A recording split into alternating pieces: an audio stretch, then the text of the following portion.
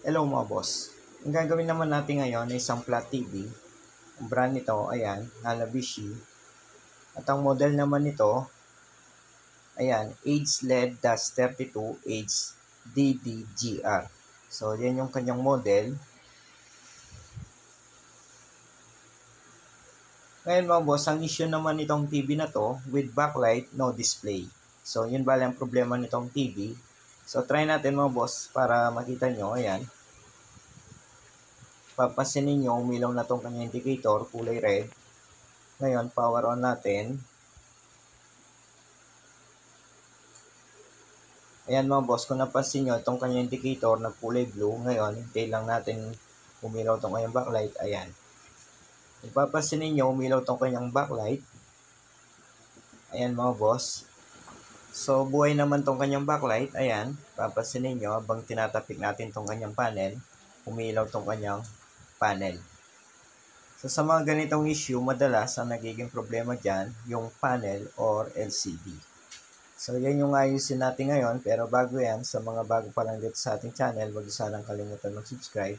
At pag-ipindot na rin notification bell para sa susunod na upload na gagawin natin, ma-notify kayo.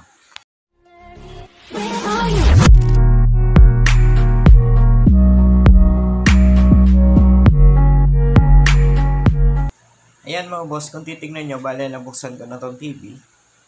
So, papasinin natin itong kanyang top board. Isa lang yung COP, ayan.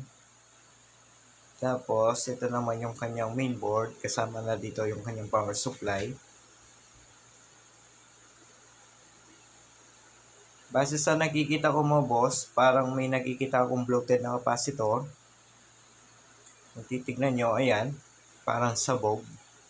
Parang sumabog tong capacitor na yan.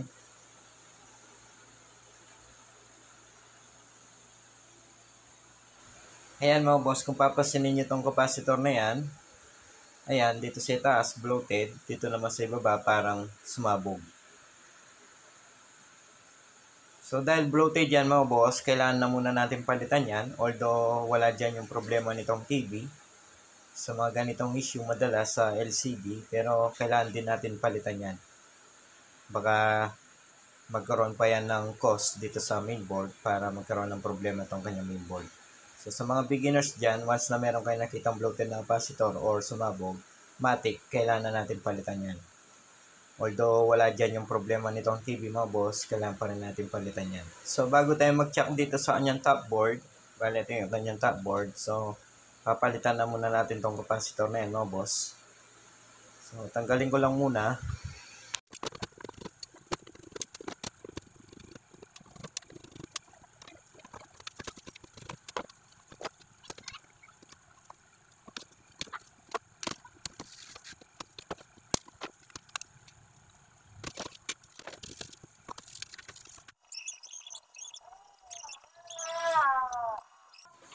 So, ayan, kung titignan nyo, bale natanggal na natin yung capacitor na bloated.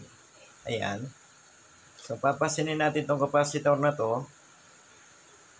Dito sa ibaba niya, labas talaga yung kanyang pinaka-cover. Dito naman sa taas, ayan, lumubo. Ang value pala nitong capacitor na to, kung titignan nyo, ay nasa 470 UF by 10 volts. So, hanap lang akong pamalit mga boss.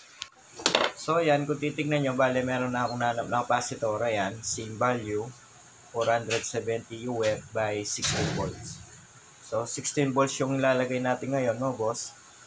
Ayan, so, okay lang din naman yan. Wala namang problema yan. Di baling tumaas yung voltahe sa mga capacitor. Okay lang. Ngayon, lagay ko lang.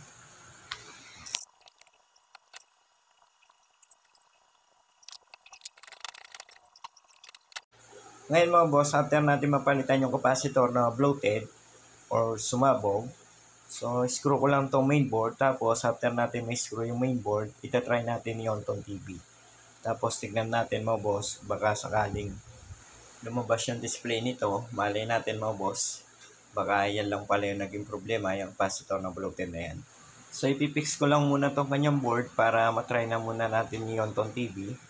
Baka sakali mga boss, baka lumitaw yung display nitong TV na yan after natin magpalit ng capacitor. Ayan mga boss, so try na natin. Bale, sasaksak na natin tong kanyang power cord. So, tignan natin kung lalabas ba yung kanyang display after natin magpalit ng capacitor ng bloated.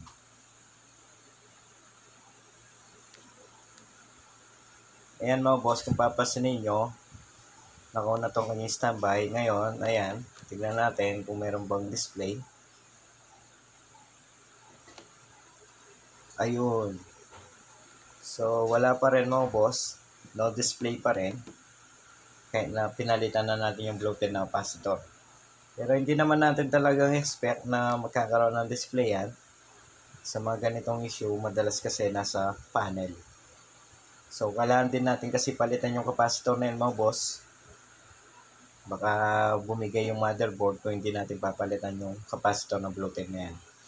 Ngayon, dahil wala pa rin display tong TV, so dito na tayo magto-troubleshoot dito sa kanyang top board. So, unang gagawin natin dito mga boss, dito sa kanyang top board, bale mag-check muna tayo ng supply. So, tignan natin kung present ba yung kanyang 12 volts in dito sa top board. Ayan. Ayun. So, meron naman supply mga boss. Ayan, 12 volts. Palabas. Meron din.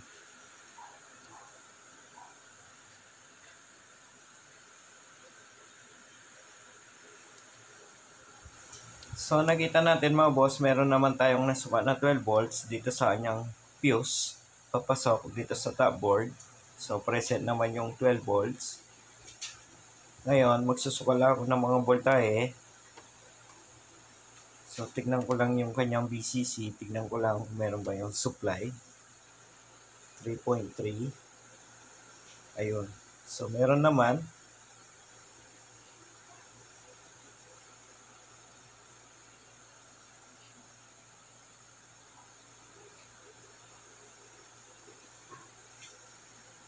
So, gagawin natin ngayon dito mga boss. Bale, mag-check na muna ako ng mga capacitor na SMD. So, tingnan na muna natin. Baka meron shorted na SMD na capacitor dito. So, i-check ko lang muna mga boss.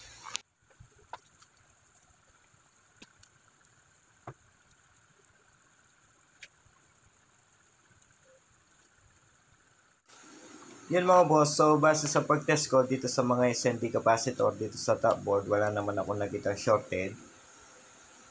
So itong kanyang LVDS, okay pa naman. Ngayon, sunod na gagawin natin, dahil wala naman tayong nakita shorted na capacitor dito sa kanyang top board. Bale, gagawin na natin dito mga boss, cutting. So magka-cut na tayo dito sa kanyang top board. So, para madali na tayo mga boss, bale gagawin ko na lang. So, ikakat ko na muna yung dapat na ikat dito sa kanyang top board. Ngayon, after kung ma-cut, so, ipapakita ko na lang sa inyo kung saan tayo nag-cut. A few moments later. So, ayan mga boss, bale okay na tong TV. Bale, lumabas na yung kanyang display. So, yung problema nitong TV na to mga boss, nandito sa kanyang panel, dito sa left side. So, nung nag-cutting tayo dito sa left side, ayun, lumabas na yung kanyang display. Papansinin nyo, bale, naglagay din ako ng resistor. Ayan. So, yung resistor na nilagay ko, papansinin nyo tong kanyang value ay nasa 1K. So, bago pala tayo nag-cut dito sa left side mga boss, bale, una ako nag-cut dito sa kanyang right side. So, pag-cut natin dyan, tapos tinry ko tong TV, ganun pa rin, wala pa rin display. Hanggang sa binalik na natin yung kinat natin dyan. Hanggang sa lumipat tayo dito sa left side. So, pag-cut natin dito sa kanyang left side, ayun, lumabas na yung kanyang display. So, ibig sabihin mga boss na dito sa left side, ang problema nitong kanyang panel.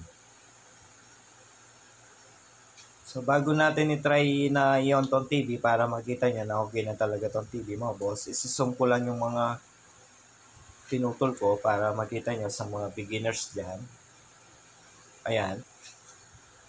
So, 4 na linya lang yung pinutol natin dito. Kung titignan nyo mabuti, ayan. Ngayon, tatry na natin to para makita nyo yung kanyang display. Ayan mga boss, so i-try na natin. Saksak ko lang. Ayan. Kung papasin ninyo, bale, uminaw na itong kanyang indicator. Ayan, kulay red. Ngayon, power on natin dito sa remote. Ngayon mga boss, hintayin lang natin. Ayan. Ayun. So, papasin ninyo, bale meron ng display itong TV. Ayan. So, malinis tong kanyang display. Walang natirang mga lines. Ayan, kung titignan nyo mabuti. So, pino tong kanyang display mo, boss.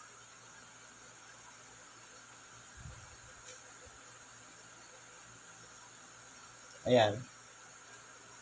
So, okay na to. Bale, lilinisin ko na lang to. Tapos, isara. So, sa mga beginners dyan, sana kahit pa paano meron kayo natutunan dito sa ating video. Sa mga hindi pa pala na-subscribe dito sa ating channel, huwag sanang kalimutan mag-subscribe. At pag-ipindot na rin notification bell para sa susunod na upload na gagawin natin, ma-notify kayo. Hanggang sa muli mga boss, maraming salamat.